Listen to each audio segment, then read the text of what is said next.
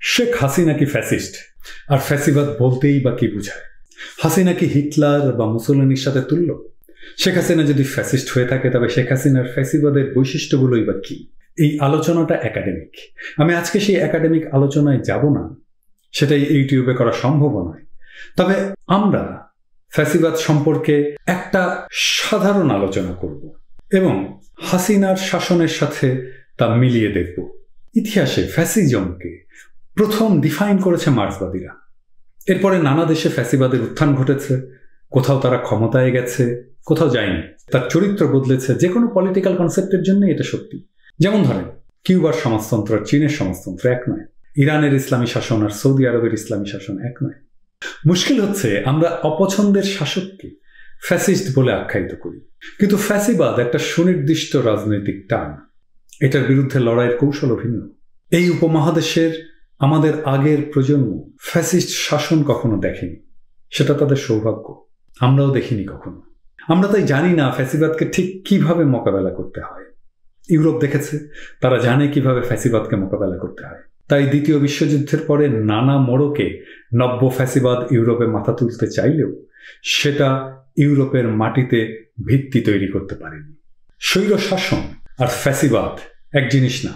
এই দুয়ের তফাৎ বুঝলে ফ্যাসিবাদ কেন ভয়ানক সেটা আমরা বুঝতে পারবো। স্বৈর শাসনের কোনো আদর্শ থাকে না, এসেনশিয়াল না। ফ্যাসিবাদের আদর্শ থাকে। ফ্যাসিবাদ কোনো না কোনো আদর্শের দোহাই দিয়ে ক্ষমতায় আসে বা থাকে। সে তার আদর্শের প্রতিষ্ঠার জন্য তার সমস্ত দুঃশাসনকে বৈধতা দেয়। মার্কসিস্টদের মতে ফ্যাসিবাদের উত্থান হয় বিকশিত পুঁজিবাদের সংকটের সময়। এই কারণেই এরশাদ ছিল স্বৈরাচার, শেখ মুজিবও ছিল স্বৈরাচারী শাসক। কারণ পুঁজিবাদ যেহেতু বিকশিত হয়নি শেখ মুজিবের সময়, তাই শেখ মুজিবের শাসনকে ক্লাসিক অর্থে ফ্যাসিবাদ বলা মুশকিল। অথচ বাংলাদেশের বামদেরকে জিয়ার আমলকে ফ্যাসিবাদ বলতে দেখেছি। জিয়ার আমলে পুঁজিবাদী বিকাশ শুরু হয়েছিল। পুঁজিবাদের সংকটে পড়ার কোনো অবস্থায় জিয়ার আমলে ছিল না। তাই সে কালকে ফ্যাসিবাদ বলা যাবে কিনা তা আপনারাই ভেবে দেখুন। আপনারা তো বাম, আপনাদের ডেফিনেশনেই আপনারা দেখুন জিয়ার আমলে পুঁজিবাদের সংকট কোথায় ছিল, তাহলে ফ্যাসিবাদটা জন্মাবে কিভাবে? ফ্যাসিবাদকে বুঝতে হলে কিছু সাধারণ বৈশিষ্ট্য নিয়ে আলাপ করা যায়। সাম্প্রতিককালে আমেরিকায় ট্রাম্পের উত্থানের সময় ফ্যাসিবাদ সংক্রান্ত আলাপ আবার নতুন করে সামনে আসে। প্রশ্ন ওঠে, ট্রাম্প কি ফ্যাসিস্ট? বলতে দ্বিধা নেই, একাডেমিক্যালি ট্রাম্পকে ক্লাসিক অর্থে ফ্যাসিস্ট বলা যাবে না। এই আলোচনাটা পরে নিশ্চয়ই একদিন করতে পারবো। তবে আজকে আমরা হাসিনার শাসনে কনসেন্ট্রেট করি। ঠিক একইভাবে হাসিনাকে কি ফ্যাসিস্ট বলা যায়? আসুন আমরা সেই বিষয়টা দেখি।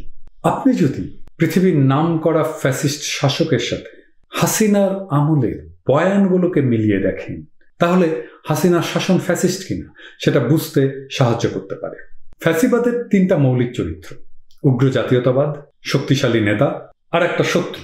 ঠিক যেমন বাঙালি জাতীয়তাবাদ, বিকল্প নাই এমন হাসিনা, আর স্বাধীনতা বিরোধী শক্তি বা পাকিস্তানপন্থীরা। ইটালিয়ান দার্শনিক উম্বার্তো ইকো ফ্যাসিজমের 14টা লক্ষণ শনাক্ত করেছিলেন।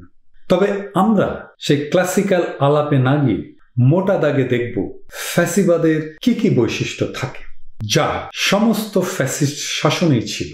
পৃথিবীর সব ফ্যাসিস্ট শাসকের বয়ানেই থাকে এক মিথিক্যাল অতীত, যেই অতীতে সবকিছু ছিল, সুখ ছিল, সমৃদ্ধি ছিল। শেখ হাসিনারই শুধু নয়, আওয়ামী লীগেরই এক মিথিক্যাল অতীতের বয়ান আছে।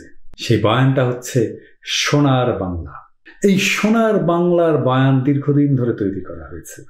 আপনি রূপকথায় দেখবেন যেগুলো বাচ্চারা পড়ে, সেই সোনার বাংলায় কোনো দুঃখ ছিল না, অভাব ছিল না, ছিল গোলা ভরা ধান, পুকুর ভরা মাছ।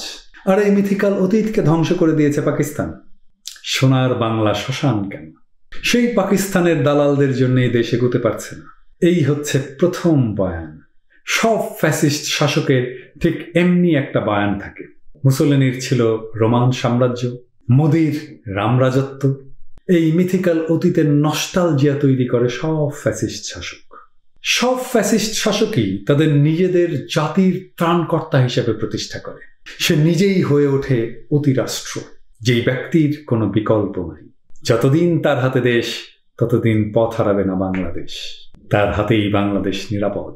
তার হাত ধরেই বাংলাদেশ বিশ্ব দরবারে জায়গা করে নেবে। তিনি এবং একমাত্র তিনিই এটা পারবেন। একমেব দ্বিতীয়, ওনার কোনো বিকল্প নাই। তিনি ছাড়া সব ধ্বংস হয়ে যাবে। কথাগুলো খুব চেনা লাগছে না? ফ্যাসিস্টরা তাদের সহিংস কর্মসূচি গোপন করে না। মুসোলিনিকে জিজ্ঞেস করা হয়েছিল, আপনার রাজনৈতিক প্রোগ্রাম কি? সে অবলীলায় উত্তর দিয়েছিল, ডেমোক্রেটদের হাড্ডি গুঁড়া করে দেওয়া। এইবার দেখেন তো শেখ হাসিনার এই কথাগুলো মেলে কিনা।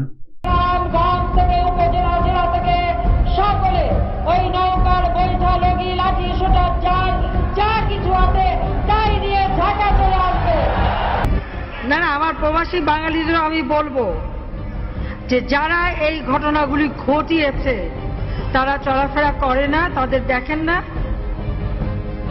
যে হাত দিয়ে জাতির পিতার ওই ছবি নিয়ে তারা ভেঙেছে, তাদের যা উপযুক্ত করা উচিত সেটা করতে হবে। আপনাদের কাছে আমার অনুরোধ থাকবে, কেউ যদি ওইভাবে গাড়িতে আগুন আর মানুষের জীবনে আগুন দিয়ে পোড়াতে চেষ্টা করে, ওই হাত ওই আগুনে পুড়িয়ে দেবেন, উপযুক্ত শিক্ষা দিয়ে দেবেন। এরপরে ফ্যাসিস্ট শাসকেরা জাতিকে বিভক্ত করে। ইন্ডিয়াতে হিন্দু মুসলমান, জার্মানিতে হয়েছিল আর্য আর ইহুদি। বাংলাদেশের স্বাধীনতার পক্ষ বিপক্ষ। স্বাধীনতার বিপক্ষের শক্তি দেশের উন্নতি চায় না, তারা জঙ্গি, তারা দেশ বিরোধী, তাদের রাজনীতি করার অধিকার নেই, তারা পাকিস্তানে চলে যায়। আপনি যখন বিভক্ত করে দেবেন জাতিকে, তখন জাতিকে নিয়ন্ত্রণ করা সহজ। এরপরে শুরু হয় প্রোপাগান্ডা। সত্যের বিরুদ্ধে শুরু হয় ফ্যাসিস্টদের প্রচার। শেখ হাসিনার প্রোপাগান্ডার কথা মনে আছে? হাঙ্গেরির মতো রাষ্ট্র, পৃথিবীর প্রথম বিশ্বের একটি রাষ্ট্র এই ভ্যাকসিন পায়নি।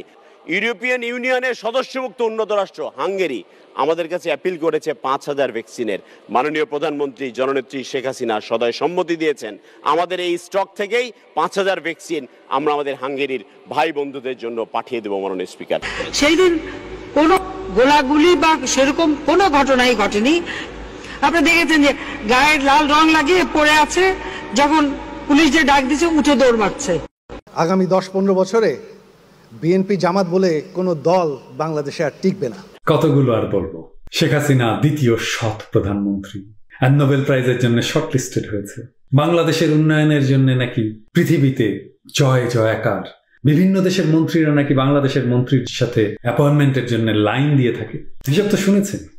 আর এর বাইরেও আছে, বিএনপি জামাতের বিরুদ্ধে নাকি মিথ্যা মামলা দেওয়া হয়নি, অথচ মৃত মানুষের নামে, জেলে থাকা মানুষের নামে, এমনকি বজ্রপাতের পরে বিএনপি নেতাদের নামে বোমাবাজির মামলা দেয়া হয়েছে। এই যে দেখেন, আল জাজিরায় গহর রিজভির মতো একজন একাডেমিশিয়ান কিরকম মিথ্যাচার করে গেল। These were people who committed arson and killing in the months of January to March 2015. After that, they went underground. They hid. At the time of the election, they resurfaced. There were allegations, criminal charges against them. And so when they resurfaced, they were arrested. Well, I just want to deal with some of the people you put criminal charges against in the opposition. You said that a man called Mintu Kumar Das, a Dhaka BNP leader, was charged with blocking a road in September 2018. The problem is he died in 2007. ফ্যাসিস্টরা সত্যকে আক্রমণ করে, কারণ সত্যই হচ্ছে গণতন্ত্রের চালিকা শক্তি। এই মিথ্যার আবহই তৈরি করে ফ্যাসিস্ট প্রোপাগান্ডা আর কনস্পিরেসি থিওরির উত্থান। তারা প্রচার করে পাকিস্তান বাংলাদেশকে অস্থিতিশীল করতে ষড়যন্ত্র করছে। যখন সমাজ আর রাষ্ট্রে এই মিথ্যার বেসাতি বিপুল বিক্রমের জায়গা করে নিতে থাকে, তখন মানুষ আর সত্যকেও বিশ্বাস করতে চায় না। ফ্যাসিস্টরা এটাই চায়। ফ্যাসিস্টরা ভিন্ন মতকে ক্রিমিনালাইজ করে। যেই তার বিরোধিতা করে তাকেই সে ক্রিমিনাল হিসেবে আইডেন্টিফাই করে। রাজনীতি করাটাই অপরাধ হয়ে যায়।